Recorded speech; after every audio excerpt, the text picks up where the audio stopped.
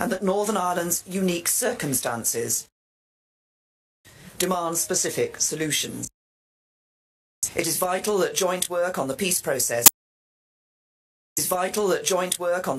changing the course Pyongyang is taking is not affected in any way. It is too important for that. And both sides agree that there cannot be any physical infrastructure at the border and that the common travel area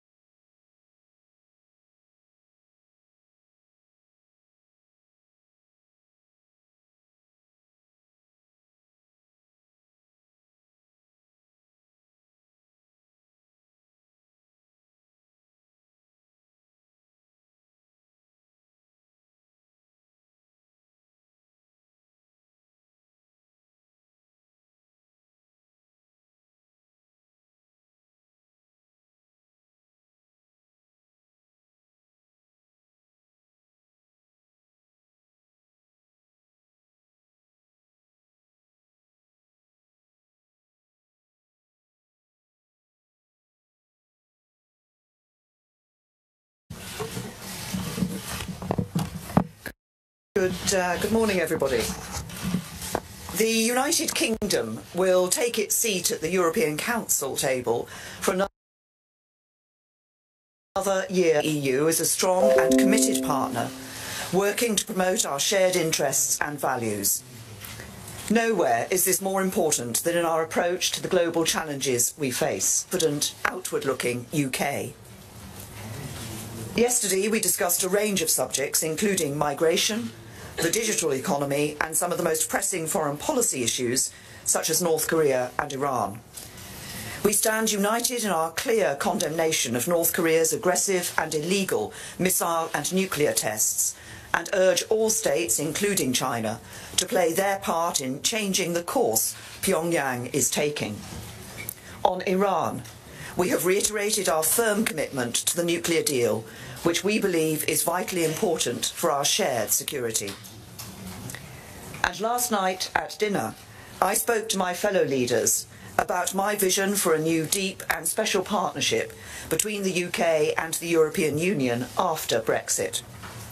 A partnership based on the same set of fundamental beliefs in not just democracy and rule of law, but also free trade, rigorous and fair competition, strong consumer rights, and high regulatory standards. I am ambitious and positive for Britain's future and for these negotiations, but I know we still have some way to go. Both sides have approached these talks with professionalism and a constructive spirit, and we should recognise what has been achieved to date. The UK and the EU share the same objective of safeguarding the rights of EU nationals living in the UK and UK nationals living in the EU. EU citizens have made a huge contribution to our country, and let me be clear that whatever happens, we want them and their families to stay. While there are a small number of issues that remain outstanding on citizens' rights, I'm confident that we are in touching distance of a deal. On Northern Ireland, we've agreed that the Belfast Agreement must be at the heart of our approach, and that Northern Ireland's unique circumstances demand specific solutions. It is vital that joint work on the peace process is not affected in any way. It is too important for that. And both sides agree that there cannot be any physical infrastructure at the border and that the common travel area must continue. We have both committed to delivering a flexible and imaginative approach on this vital issue. This Council is an important moment. It is a point at which to assess and reflect on how to make further progress. My speech in Florence made two important steps which have added a new impetus to the negotiations. I gave a firm commitment on the financial settlement, and I proposed a time-limited implementation period based on current terms, which is in the interest of both the UK and the EU. Both sides agree that subsequent rounds have been conducted in a new spirit, My fellow leaders have been discussing this morning, and I believe that it is in the interests of the UK that the EU27 continues to take a united approach. But if we are going to take a step forward together, it must be on the basis of joint effort and endeavour. We must work together to get to an outcome that we can stand behind and that works for all our people. Thank you. Now I'll take a few questions. Let's start with the BBC. Thank you very much, Prime Minister. Do you deny that you've made clear to your EU counterparts that you are willing to pay many more billions than you've already indicated to settle our accounts as we leave? What I've made clear to my EU counterparts in relation to financial contribution is what I set out in my Florence speech, which is that I have said that nobody need be concerned for the current budget plan, that they would have to either pay in more or receive less as a result of the UK leaving, and that we will honour the commitments that we have made during our membership. Now, there has to be detailed work on those commitments, as David Davis has said. We're going through them line by line and will continue to go through them line by line, and the British taxpayer wouldn't expect its government to do anything else. And Tom.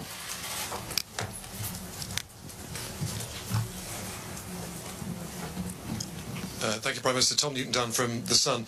The deal that is now on the table for the December summit is quite clear, isn't it? It's if you detail further your thinking on what commitments you mean and what you're prepared to pay for, the EU27 will move on to the next phase. Are you prepared to spell out any more details to them, to us, to anybody, on what you want to pay for?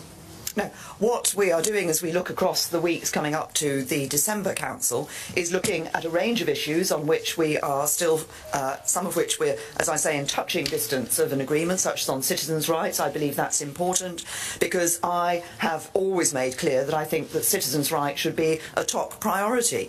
And as I've just said in answer to the first question on the financial issue, we will be going line by line through those commitments. I'm positive and optimistic about where we can get to in relation to the future partnership that we want with the European Union, because it's not only in the interests of the British people, it's in the interests of people across the remaining 27 members of the European Union as well. And as I understand it, following the discussion that has taken place this morning, we will see the EU considering their response into the Florence speech in terms of the sort of vision that they have for the partnership that we can have for the future. But I'm optimistic it will be a good one, because it will be one that will be to the benefit of people across the United Kingdom and the rest of the European Union. Faisal.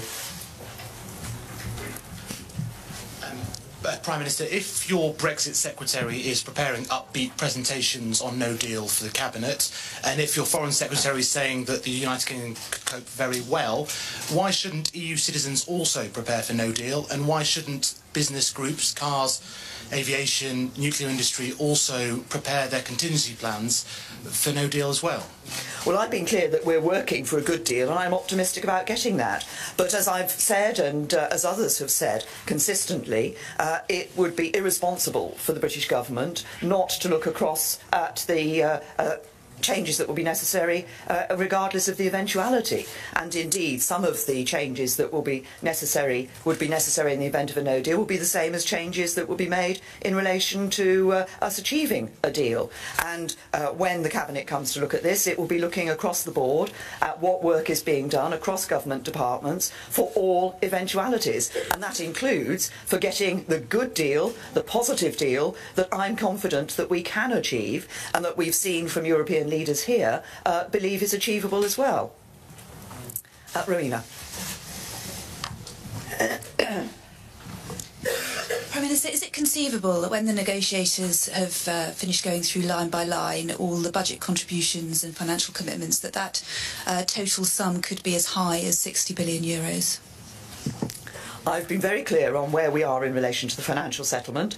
I've set out the reassurance to our European colleagues in relation to the current budget plan, and we will go through that line by line issue in relation to the commitments that we have made in our membership. And of course, I've also said in the past that if there are particular projects or programmes that we wish to continue to be a member of, then of course we would look to paying relevant costs in relation to that.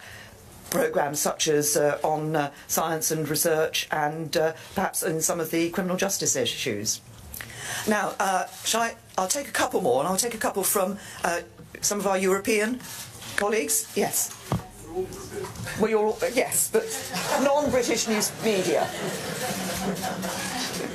Thank you, Prime Minister. Naira Chehich, Bloomberg TV. I spoke to the opposition leader Jeremy Corbyn yesterday, and with relation to the Brexit bill, he said he couldn't put any sort of number on it. Now, I understand you're working on the number, but your EU colleagues do want a more clear and a more detailed negotiating position before they can move on to trade talks. You're working on it. When do you expect to be able to put a number on that Brexit bill? Time is of the essence. Yeah.